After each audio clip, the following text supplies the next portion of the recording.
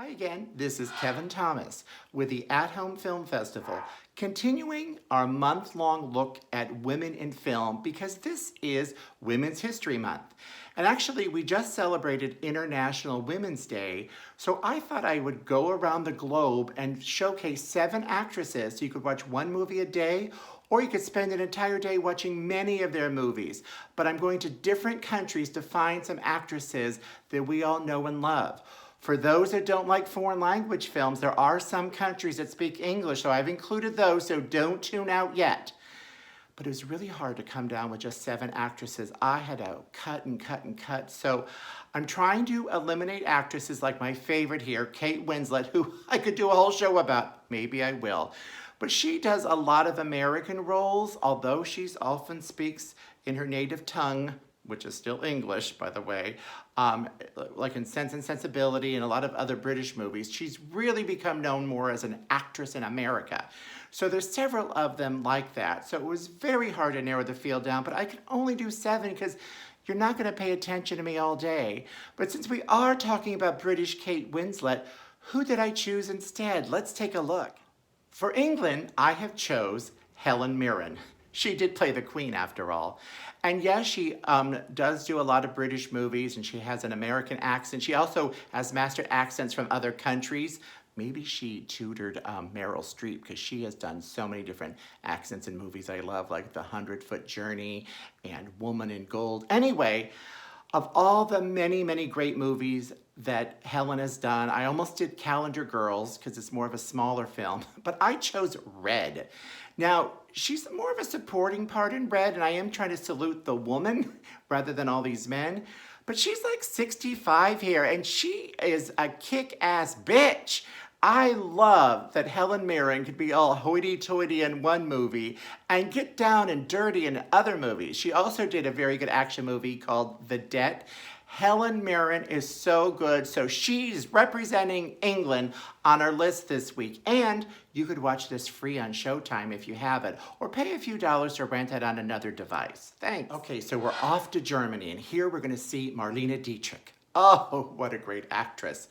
So this film, The Blue Angel, was actually filmed twice in a row, once in German and once in English. The English version never really made it until much, much later because so many of the actors had very thick accents that people couldn't understand, and some of the German actors still spoke in German in the movie, but in the English movie they didn't have subtitles, so it was very hard to follow. But I highly recommend the German version, 1930. It was really good. It's really what threw Marlene into our attention.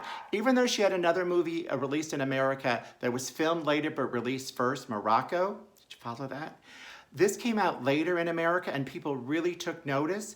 It's actually more of the story of Emil Jennings, who is the first actor, by the way, to win an Oscar. Not for this, but he's the first actor. But he's a professor that finds out all of his students are going to this nightclub. And he goes there to stop them. But you know what? Just like them, he gets so infatuated with Marlene.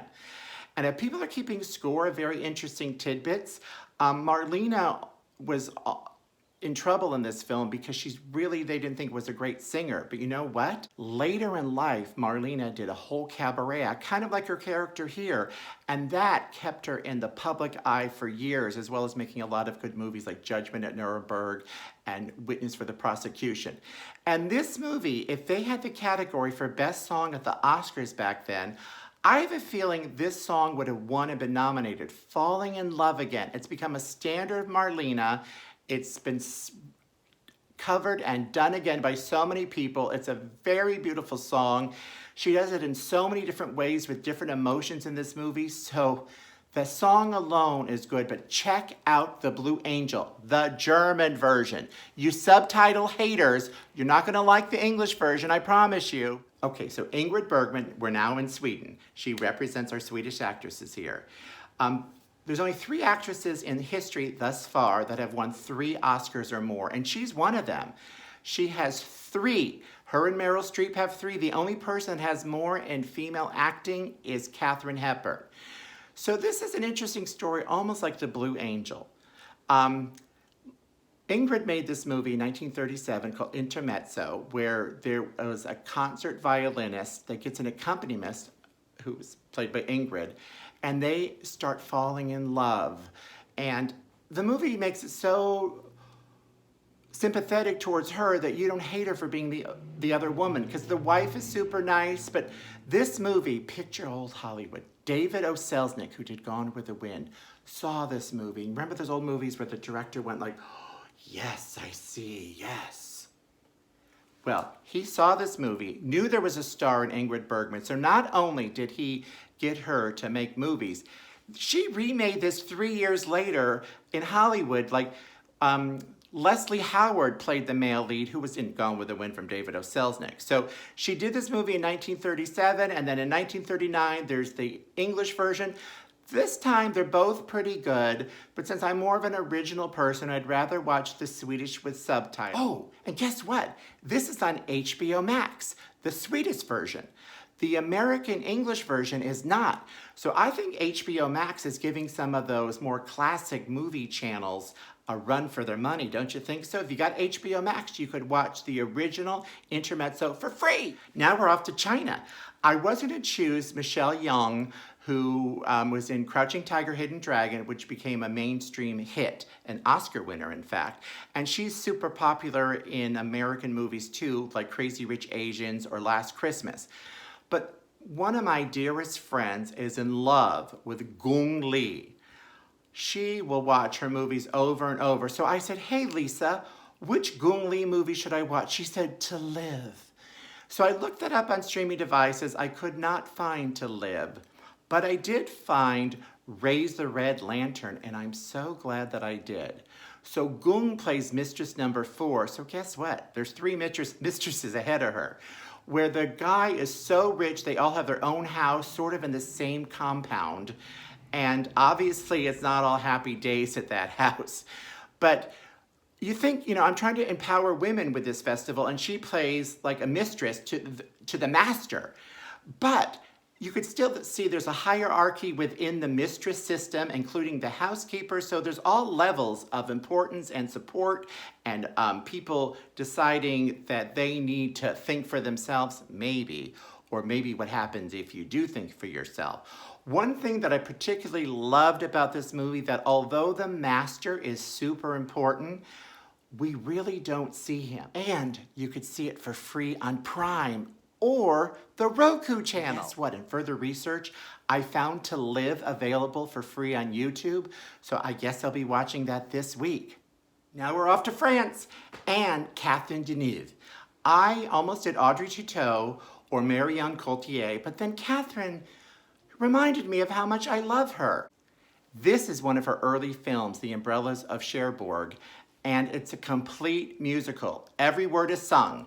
Great score, great songs, but the guy works at a gas station, he sings about it. So if you don't like that type of movie, don't watch it. But Catherine, she commands your attention in this beautifully photographed, well-lit, colorful movie. And then I put her on the list because she's always still relevant. She made so many different types of movies. She did Repulsion, Belle de Jour, and then you think she's gone for a while, then she comes back with Indochine. Every now and then, every few years, all of a sudden, Catherine Deneuve is relevant. So why don't you watch this with me? It's available on the Criterion Collection, which is a great source, and HBO Max. Come stai? Welcome to Italy. Of course, why wouldn't we do Sophia Loren from Italy? There's so many great actresses from Italy, love many of them, but Sophia, sort of more relevant these days because of her Netflix movie, The Life Ahead. But in the early 60s, not only I think she's the first actress ever to win an Oscar for speaking in her native tongue, Italian, but she and Marcello Mastroianni did so many great movies in a row. It was so hard to pick one. I picked Yesterday, Today, and Tomorrow, sort of 3 vignette things with both of them in it. There's a super sexy scene in one of the vignettes that actually she did again later, paying homage in the movie Ready to Wear by Robert Altman.